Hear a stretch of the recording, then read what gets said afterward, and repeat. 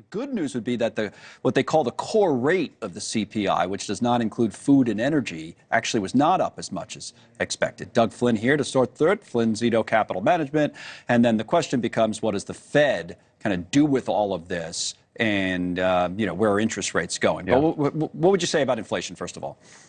Well, if you look at the year-over-year numbers, we haven't had a tick down since July. So the market's celebrating the first movement in a good way towards inflation going down on a year-over-year basis. And all of these numbers, both yesterday's producer price numbers and the consumer price numbers today, were better than expected. Yep. And so it's a little bit of a surprise. And so the market got excited. Bond prices went up, the yields went down, and then you also had earnings kickoff today with a lot of the financial companies coming out with great numbers, not only for now, but also their forecast numbers, which is what we talk about a lot. What are they forecasting? And they forecasted great numbers going forward. So all that baked in the market's celebrating at the moment. So yeah, they've said, what, if you want to know where the money is, or, they used to ask old Willie why he robbed the banks, he said that's where the money is. But if you want to know who's making money, it's the bankers, I guess, which shouldn't be a huge surprise. But those were big numbers. What does it say about the economy that the likes of Goldman Sachs, JP Morgan Chase, that they have huge numbers? Yeah, it says it says that the consumer is still hanging in strong, and that the economy.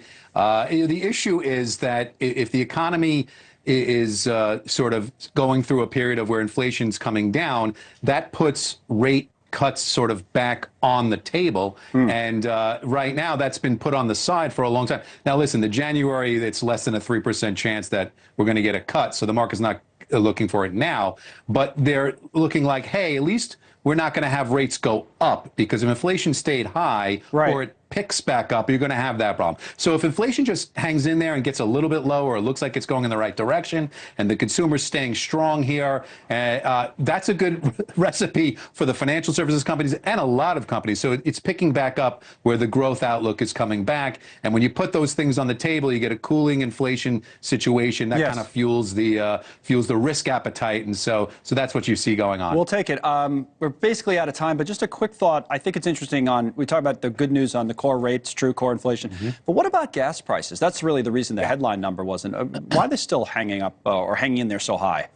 Yeah, it's sort of month over month they were up over 4%, and so the reason why the Fed looks at the core numbers, and we keep saying this, it's X food and X energy, is because food and energy is very volatile. And so to not get crazy numbers month to month, they remove those. And look, eggs are up 37% year over year. Gas prices spike up, they spike down. So to get a more so you don't make too much of it then with that monthly. Okay, that's fair. Month to month. Thank you, Doug, as always. Closing bell time just past 4 o'clock.